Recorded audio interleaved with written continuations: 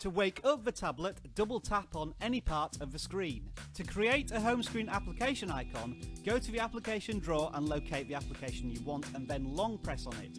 This will flick back to the home screen, then let go of the application to drop it on the home screen. To create a folder of icons, long press on one to pick it up, drag it on top of another one, and then let go to automatically create the folder. Press on the folder to open it, and then press on Unnamed Folder to bring up the keyboard and type in a name. To take a current screenshot of your tablet, hold the power button and volume down button at the same time for around a second. The screen will flash to indicate that the picture has been taken and the screenshot will appear in your notification tray. For very quick access to the camera, double tap to wake your tablet and then scroll from right to left on any part of the lock screen that isn't a notification or a button. If you have multiple home screen launchers and want to change to a different one, go to Settings and then choose Home. Select your new launcher, and when you press the Home button, you will be returned to that launcher's home screens. To put your tablet into silent mode, press on the volume button to bring up the volume level on screen and then press the bell icon.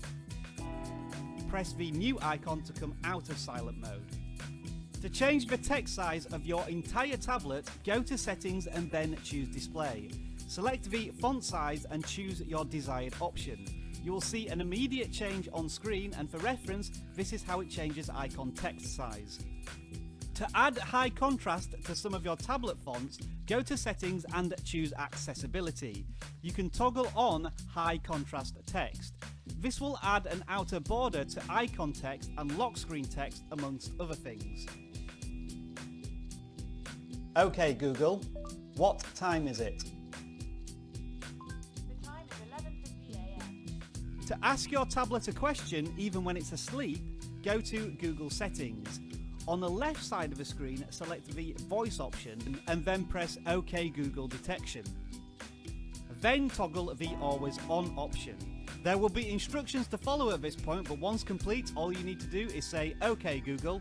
On your main home screen, if you swipe in from the left side of the screen, this will display the Google Now cards. If you swipe in again from the left side, this will display options where you can set reminders, customize your Google Now preferences, and tailor what's included in tablet searches.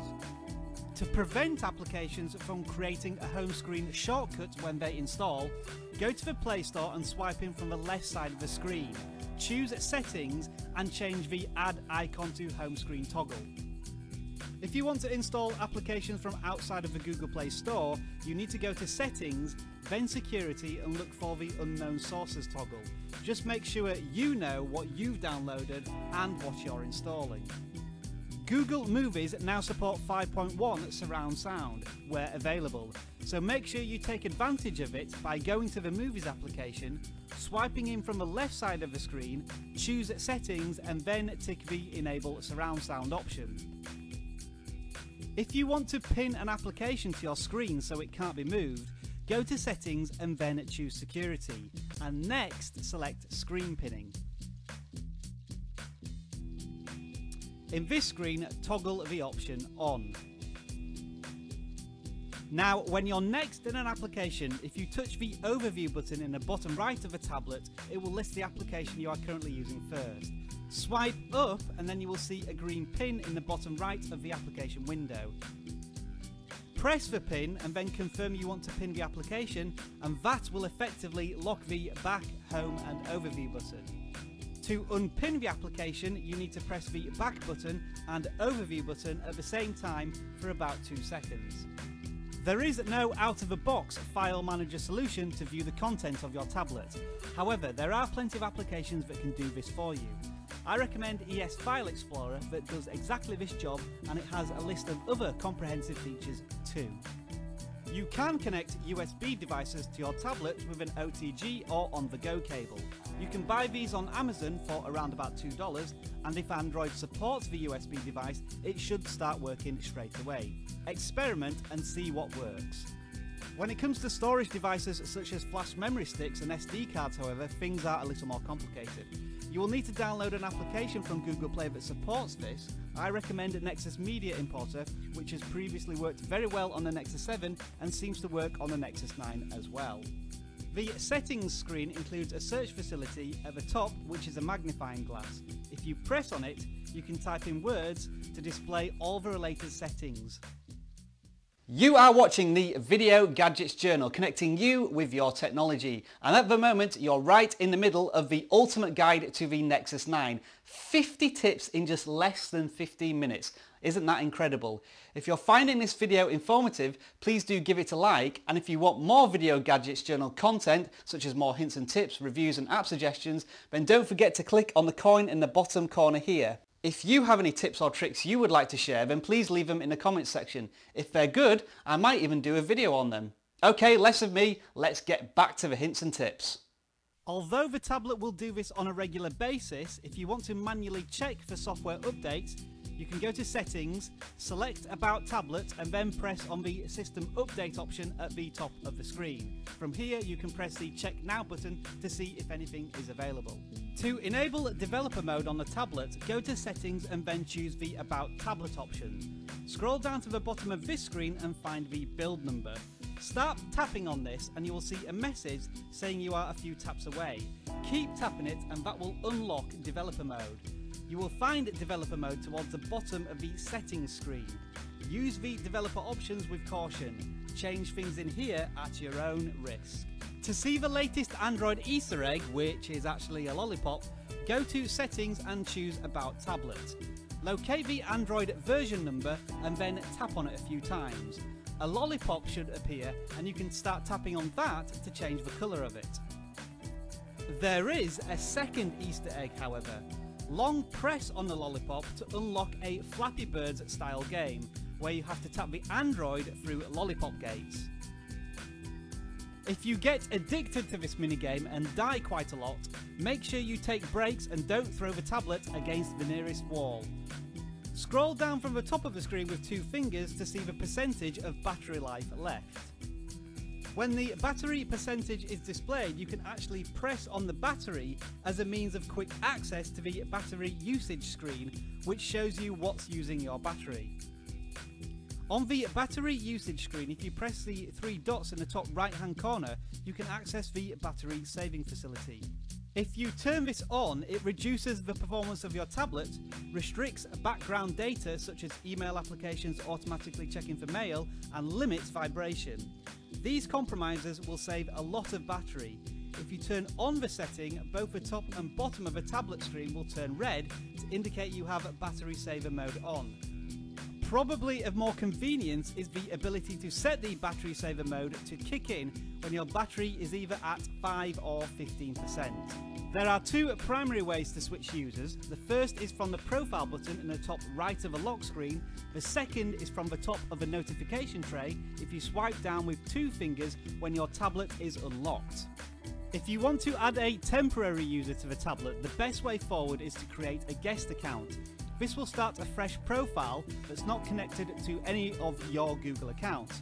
It bypasses the regular setup screen, so it's a quick way for someone to browse the internet, watch YouTube and take some pictures. You can easily switch back and forth between the profiles, and every time you return to the guest account, it will ask you if you want to start a new session or continue with the previous one. When you are logged in as guest, you can remove the guest user at any time, and it switches back to your profile. When you need a more permanent but much more limited user profile, you can press on the Add User button and choose Restricted Profile. With a restricted profile, you can limit precisely what apps the user has access to. This includes settings and the camera. You might want to use this option to create a child-friendly environment. Do note, however, that you will need some form of security setup on your tablet, such as a pattern lock, in order to create a restricted profile. When you have multiple users on the tablet, you can check to see how much storage each user is occupying by going to Settings, then choosing Storage and scrolling down to the bottom of the page. On the lock screen, if you swipe down from the top of the screen, it will display quick access to various settings. When the tablet is unlocked, if you swipe down, it will show notifications. Swipe down again to display quick access to the settings. This is the same as a 2-finger swipe down. If you have set an alarm on your Nexus 9, you can quickly access it by swiping down with 2 fingers from the top of the screen and pressing on the alarm symbol. The battery percentage, settings, cog and profile pictures are all buttons you can press. Also note the Wi-Fi and Bluetooth buttons have 2 actions. Press on the icon itself to toggle them on or off, or press on the words to access the dedicated Wi-Fi or Bluetooth settings screen.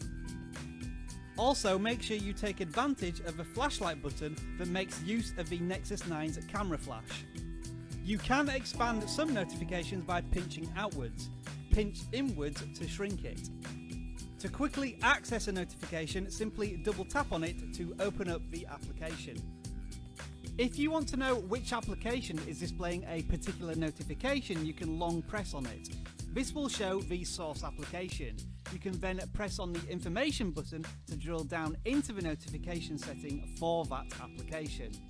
From the app notification screen, you can either block notifications from annoying applications or make the notifications from that application a priority, which means they are listed at the top of your notification tray and still appear when you set your tablet to priority notifications only. To set your notification status, press the volume rocker and you will see 3 options: all, priority and none. You can show priority notifications indefinitely or over a set period of time, when you're in a meeting for example. Setting notifications to none will switch off absolutely everything, including alarms. To set up a more regular shift between all notifications and priority notifications, go to settings and choose sounds and notifications. The option you want this time is interruptions. At the bottom of this screen, you can schedule what's called downtime, whereby you set days and times where only priority notifications are signalled. This does not affect alarm notifications. To manage which applications are blocked or are priority notifications in more detail, go to settings, choose sound and notifications and then select app notifications. You can manage each app from this screen, meaning you can completely customize how your notifications operate on your Nexus 9. If you want to prevent notifications appearing on your lock screen but you still want notifications when you unlock your tablet, go to settings and choose notifications and sounds. Go to the option that says when device is locked and press on it. You will then have the option to don't show notifications at all. Once you've chosen this option, you will notice that any reference to notifications has disappeared from the lock screen, but when you unlock the tablet, you'll still be able to see your notifications. To remove a single notification from the tray, swipe it away either left or right. Or, to remove all your notifications, press the button in the bottom right corner of your tray. The built-in Gmail app now supports other email sites such as Yahoo, Outlook and AOL. Open Gmail, swiping from the left side of the screen and press on your name. Then select Add an account, choose Personal and follow the instructions. If you want to put a message on your tablet lock screen, go to Settings and then Security.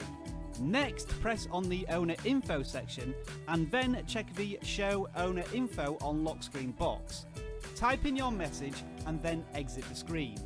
The next time you wake your tablet, you will see the message displayed on screen. If you go to the overview screen, you can see all your recent activity on the tablet. Each activity will have an application icon in the top left-hand corner. You can long press on that icon to show more application information. And if you turn off your tablet, when you turn it back on, the overview screen should retain the list of your previous activities, although it might not remember exactly where you were. On the Quick Settings notification tray, the Cast Screen option makes it very easy to display your tablet screen onto a television with the help of the Chromecast dongle. So when the Chromecast is plugged into the television, simply press the Cast Screen option on your tablet. Choose your Chromecast and you should see your tablet on the big screen. The television screen orientation will match the tablet and it can play videos from YouTube with the minimum of fuss.